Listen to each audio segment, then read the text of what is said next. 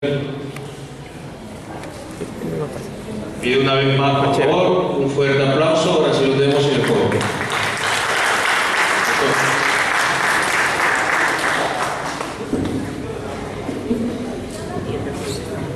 Bien, ante todo, muy buenas noches.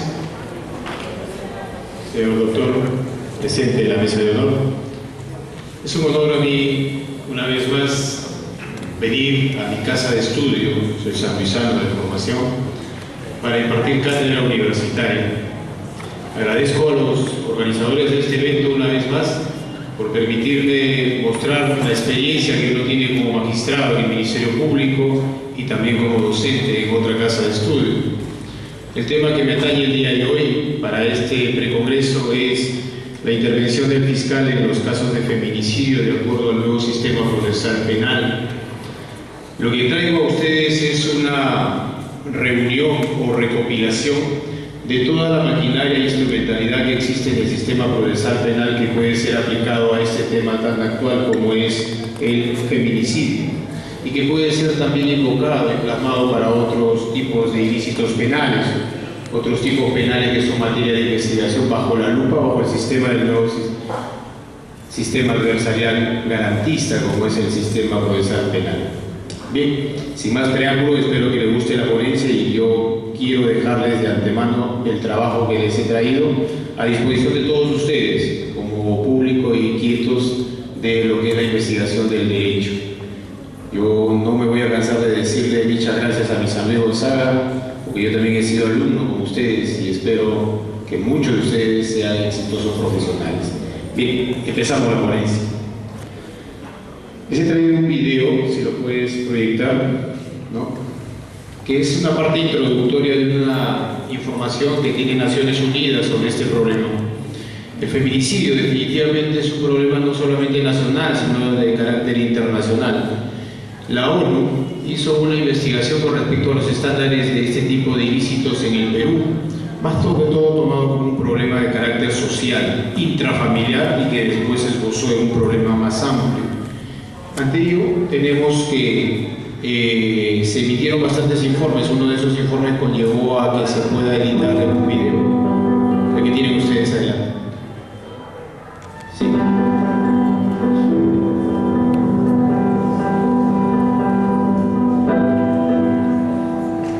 Desde el 2009 hacia adelante, en el Perú ha visto una estadística alarmante y creciente de este problema, que nace como un problema social intrafamiliar, que después sobrepasa estas esferas y conlleva que el Estado peruano, a través de los legisladores, establezca como tipo penal independiente y específico al cual se denomina feminicidio.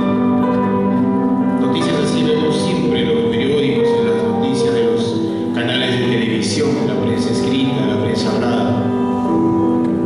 Y los legisladores han visto conveniente establecer como tipo penal independiente y autónomo lo que hoy se conoce como el feminicidio. Pero no es fácil investigar ese tipo de delitos. No es fácil hacer que la víctima se atreva a denunciar. Y es que hay muchos factores intrafamiliares que tienen que tener en cuenta: los hijos, la esfera familiar, las amistades, el grupo social, etcétera, etcétera. Y que hoy vamos a analizarlos uno a uno.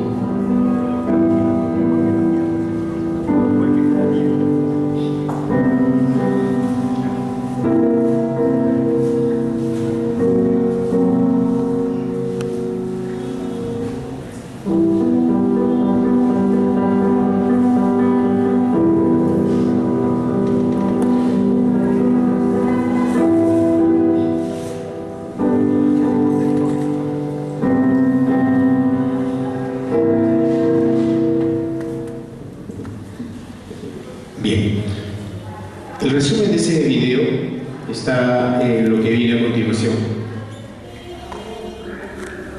Si puedes ampliar la imagen total, por favor, toda la pantalla. Presentación acá. Proyectalo todo.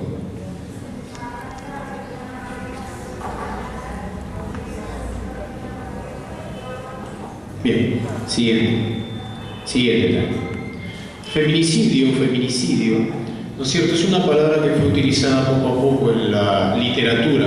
Es así que tenemos que, según la Corte Interamericana de Derechos Humanos, en un caso muy sonado que existió en México, el caso denominado González contra Campo Algodonero, contra el Estado mexicano, se estableció esta palabra por primera vez y se definió feminicidio como aquella violencia ejercida contra la mujer, contra el género femenino, solamente por el hecho de ser un género femenino.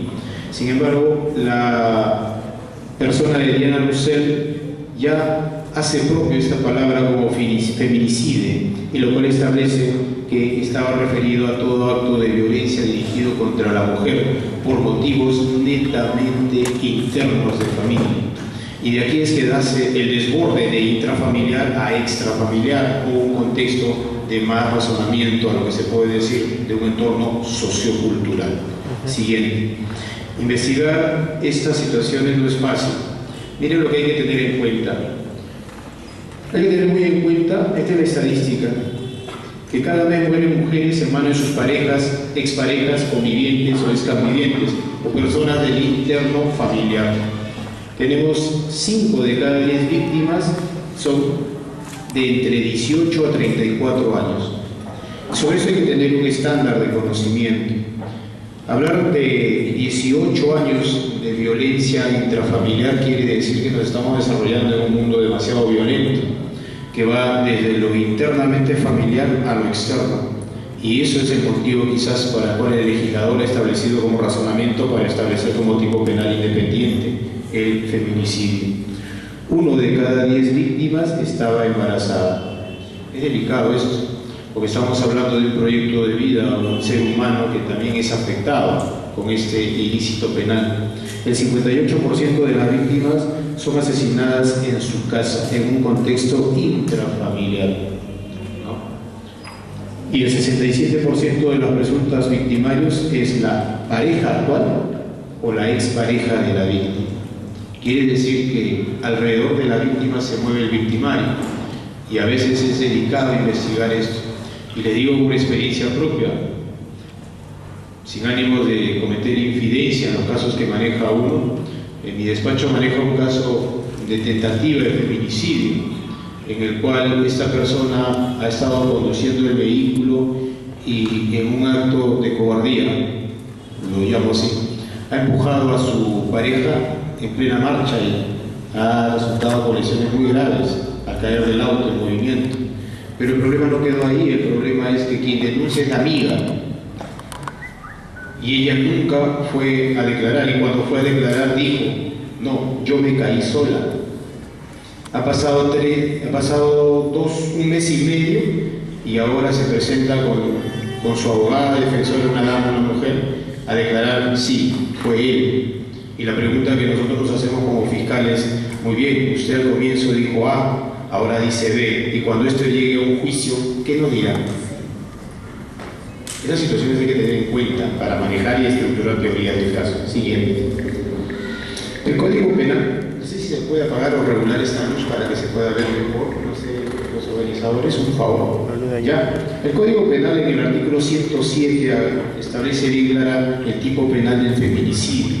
Al comienzo es tipificado como parricidio y se le conoce como feminicidio. Eso tiene concatenación el artículo 107 con lo que es el 108, que es el asesinato con los elementos de ferocidad, lucro, placer, ferocidad, ocultar otro delito, crueldad, alevosía, fuego, explosión o veneno. ¿Y por qué tiene estos elementos agravantes? Porque si se configura la muerte de la pareja en manos del victimario con estos elementos constitutivos agravantes, la pena va a ser mayor. Y hay que manejar tipos penales en su contexto, en su correcta interpretación. ¿Por qué? Porque esto va a ser bastante importante para estructurar una teoría del caso. Y no podemos estructurar una teoría del caso si no conocemos muy bien la nomenclatura del tipo penal. Y si no conocemos la nomenclatura del tipo penal, no podemos hacer una subsunción normativa, lo que vamos a ver a continuación. Siguiente. Conociendo el tipo penal hay que conocer la función del Ministerio Público. La base legal de la función del Ministerio Público tenemos en la Constitución Política del Estado y en nuestra ley orgánica. Y además en el nuevo Código Procesal Penal también están las funciones del Ministerio Público. Entre las funciones del Ministerio Público más resaltantes tenemos que, además de ser un órgano constitucionalmente autónomo reconocido en la Carta Magna, también es defender la legalidad, representación de la sociedad en juicio, velar por la moral pública, la persecución del delito y la reparación civil y la prevención del delito. Y acá está el contexto de funciones que involucra a un fiscal en materia penal respecto al delito de feminicidio. Y esta base va a servir para nosotros para iniciar acciones. Siguiente. Las fotos que les he traído, me van a disculpar, yo suelo hacer mi cátedra universitaria con mis alumnos con casos reales, solo con una condición, que lo que se diga, se escuche y se vea acá no salga. Siempre le digo eso a mis alumnos. ¿Y por qué? Porque son casos reales que manejamos. Y no es que violemos la privacidad del caso, sino que la finalidad es exponerlo con fines académicos. Las fotografías que ustedes ven acá al frente es un caso que pasó hace ya 3 años. Y es un caso muy sonado. Este es un caso eminentemente de feminicidio, en el cual hubo mensajes subliminales sobre la víctima de parte del victimario en cuanto a su agresión. Esta dama terminó muerta en manos del victimario, y lo peculiar del caso es que este victimario dejó clavado el cuchillo en la parte del ano. Y para un antropólogo forense, un psicólogo, nos llevó a una conclusión. Lógico, ese es un mensaje subliminal. Algo ha querido decirnos, o a todo el resto, ha querido decir el victimario. Es evidentemente que había un mensaje.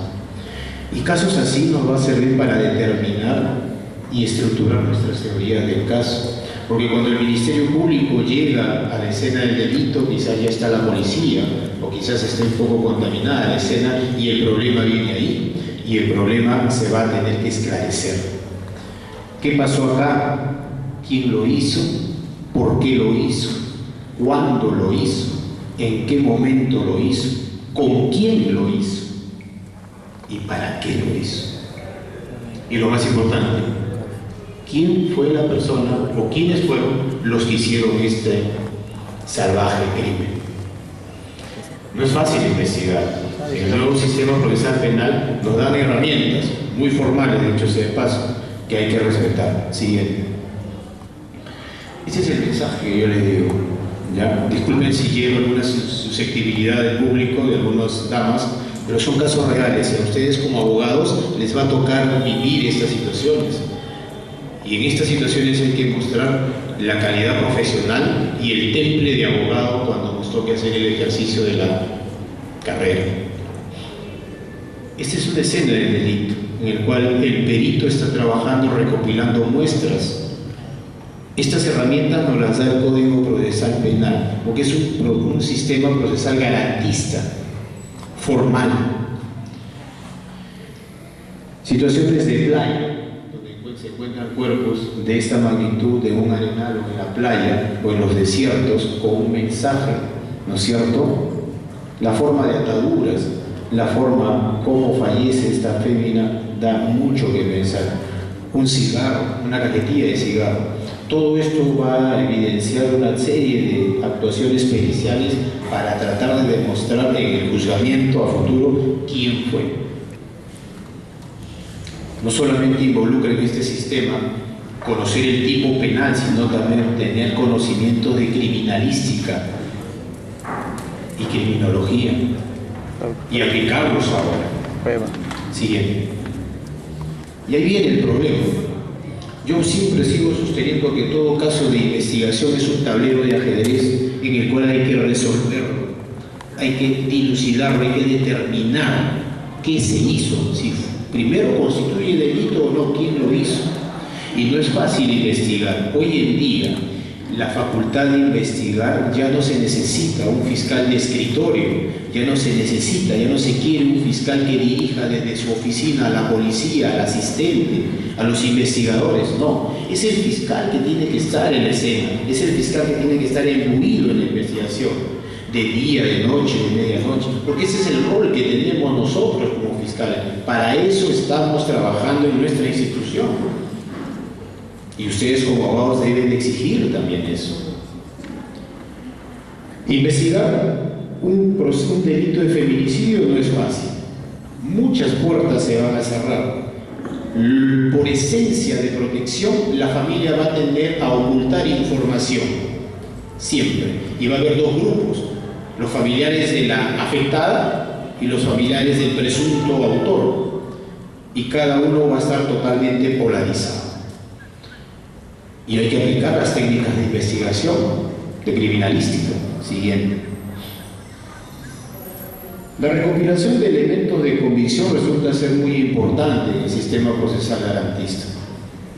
Hay que definir, los elementos de convicción son muy distintos a los medios de prueba y a los órganos de prueba o prueba al final, ¿no? También son distintos a lo que es un indicio probatorio, un elemento indicial. Los elementos de convicción van a ser aquellos que, sin ser medios de prueba todavía, te dan una luz, una evidencia que está dirigida a descubrir el ilícito. Pero ojo, cuando uno recopila elementos de convicción hay que ser muy formal. Imagínense ustedes una toma fotográfica tan sencilla como es esta, que es la recopilación, el hallazgo, el recojo, la toma de un elemento. En este caso este es un casquillo de un proyectil de arma de fuego, pero que acá haya huellas digitales, pero el pesquisa, el investigador, haya cometido el error de no ponerse estos guantes quirúrgicos. ¿Y qué viene? La contaminación de la evidencia, la contaminación del elemento de convicción. Y la pregunta es, ¿estará bien ese procedimiento que no esté utilizando guantes que aíslen? Definitivamente. Y acá, ¿de quién es esta arma? A simple vista podríamos decir, ¿no? Es el arma de fuego en la cual fue utilizada en la escena. Hay que ver, hay que acreditar todo eso. Todas estas situaciones conllevan a que nosotros como fiscales conozcamos bastante de investigación y seamos responsables con nuestro caso. Siguiente. Y acá viene el ABC del Cordero, ¿no? Me van a disculpar a mí, yo me siento muy encasillado cuando estoy así. Yo cuando hago cátedra universitaria tiendo a moverme. ¿Ya? Me van a disculpar, no sé si se puede. ¿Correcto?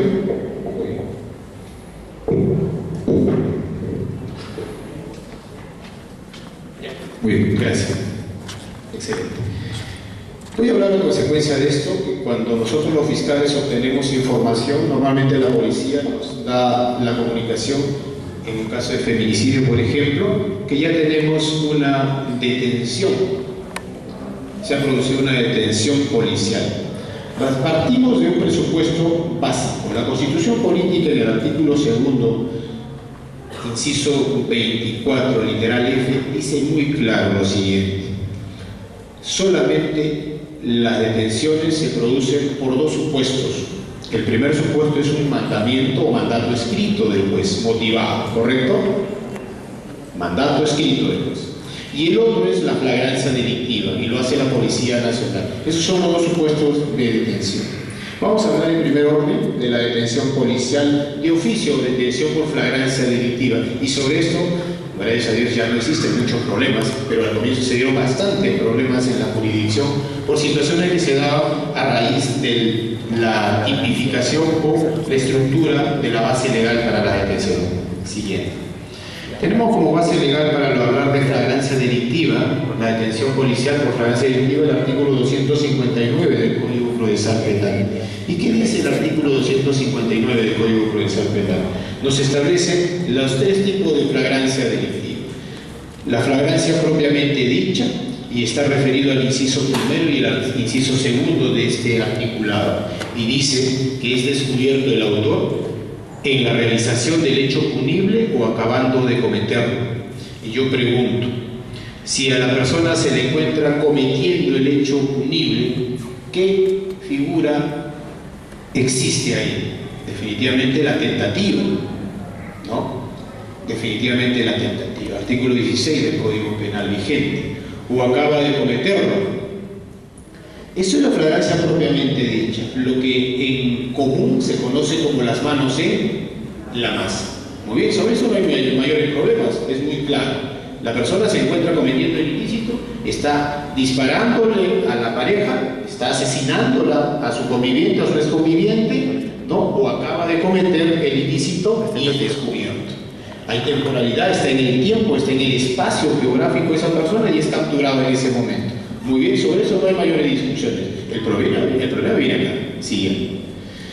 El inciso tercero nos habla el caso de cuasi flagrancia o la casi flagrancia. El legislador ha establecido lo siguiente, que habiéndose producido el hecho, esta persona es identificada inmediatamente de cometido por los siguientes sujetos: el agraviado u otra persona que haya presenciado. Si hablamos de una persona que haya presenciado el hecho, ¿de quién estamos hablando? Del testigo, ¿no es cierto, amigo? ¿Correcto? ¿Cuántas clases de testigo nos reconoce el Código Procesal Penal? 4 clases de testigo. Testigo directo, testigo de excepción, que es el directo, el testigo de referencia, ¿no es cierto? Un testigo técnico también que nos reconoce el Código Procesal Penal, y el otro testigo es el testigo mediano, el que llega al momento después de cometido el hecho y se entera. No sabe quién es, pero vio el hecho que ha realizado. Entonces, el agraviado y el testigo reconocen, pero ¿por qué medio? ¿Por un medio audiovisual u otros de tecnología donde se registren imágenes?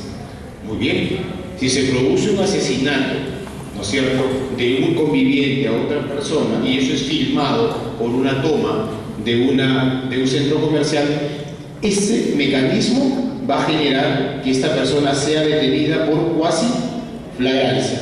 Pero ojo, ello tiene que ser dentro de las 24 horas.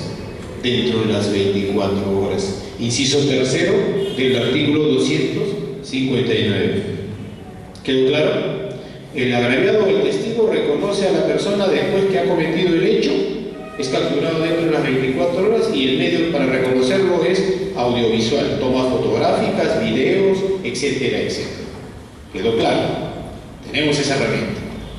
Pero acá viene la situación siguiente. La presunción legal de flagrancia o la flagrancia estirada, le conocen algunos, que es el inciso cuarto del artículo 259.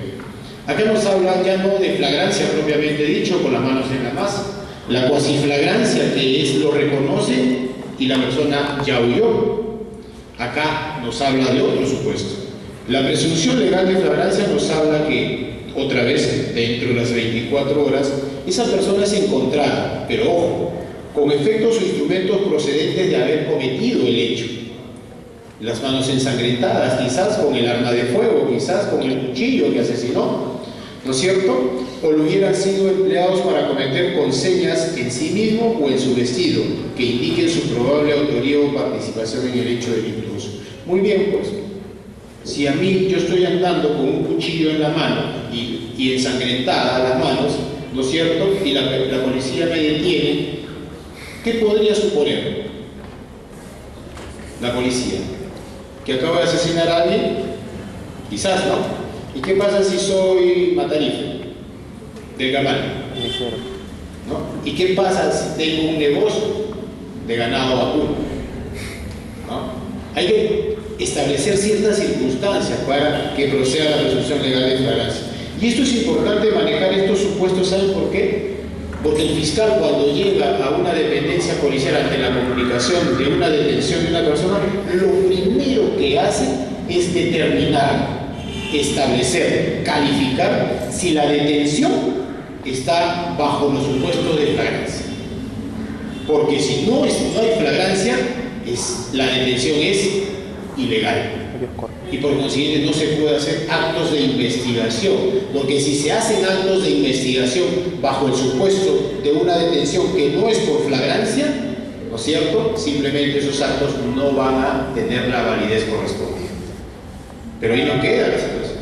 La situación continúa. ¿Y qué pasa, señor fiscal, si es que está identificada la persona pero ya pasaron las 24 horas? ¿Qué instrumento me da el Código Procesal Penal para efectivizar una detención? Siguiente. En conclusión, tenemos la flagrancia propiamente dicha, la cuasiflagrancia y la presunción legal de flagrancia, artículo 259. Los que son acuciosos y quieren estudiar este tema de flagrancia delictiva o detenciones policiales arbitrarias, les recomiendo que entren a la página web del TC y busquen jurisprudencia, pronunciamientos de ese órgano constitucional autónomo respecto a este tema, y van a encontrar y van a darse con muchas sorpresas. El Tribunal Constitucional tiene otro criterio diferente a lo normado en el Código Procesal Penal. Para el Tribunal Constitucional prima la inmediatez y la temporalidad en el lugar y habiendo cometido o habiendo terminado de cometer el ilícito. No hay más. Aquellos que son acuciosos para la investigación y les gusta un tema de tesis sobre particular, pueden hacerlo. Es muy interesante esto. Muy interesante. Siguiente. Muy bien. ¿Y qué sucede ahora con esta parte de este instrumento que nos da el Código Procesal Penal, como es el arresto ciudadano? Aquella persona a pie, como cualquiera de nosotros, que ve la comisión de un hecho ilícito, no se puede quedar con los brazos cruzados. Va a proceder el arresto ciudadano del feminicidio. ¿Pero qué cosa es arresto ciudadano? Siguiente. Vamos a determinar. A ver, habíamos dicho que la Constitución Política del Estado era muy clara y decía: la detención se produce por dos supuestos. Uno, mandato judicial, y dos, flagrancia delictiva, ¿correcto? Pero la Constitución no se queda ahí. Literalmente dice, por flagrancia delictiva, ¿quién va a detener? La Policía Nacional del Perú. ¿No es cierto? Sin embargo, el artículo 260 del Código Procesal Penal nos da una herramienta. ¿Cuál es? La detención o el arresto ciudadano. Esto considerado por algunos tratadistas como un híbrido. No se sabe si es legal o ilegal. Lo cierto que está normado en el 260 y lo puede hacer cualquier persona sin necesidad de ser policía o juez, pero ojo, con la situación de flagrancia delictiva. Y yo le pregunto a ustedes, y con todo respeto, el ciudadano a pie que está de la puerta de este auditorio hacia afuera, ¿conoce lo que es flagrancia delictiva? ¿Conoce lo que es cuasiflagrancia, lo que es presunción legal de flagrancia? ¿No es cierto? Ahí hay que ilustrar mucho a la ciudadanía, más que todos esos órganos de apoyo de seguridad ciudadana, como es el serenazgo, las rondas vecinales, las rondas campesinas, etcétera, etcétera. Siguiente.